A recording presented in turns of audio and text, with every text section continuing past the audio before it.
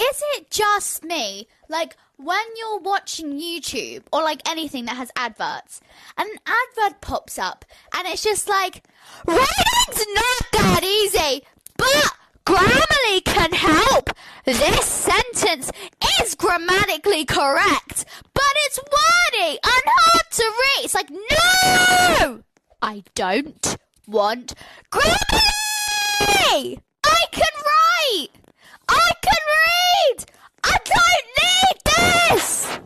And then it has the audacity to be like, are you sure you want to skip this ad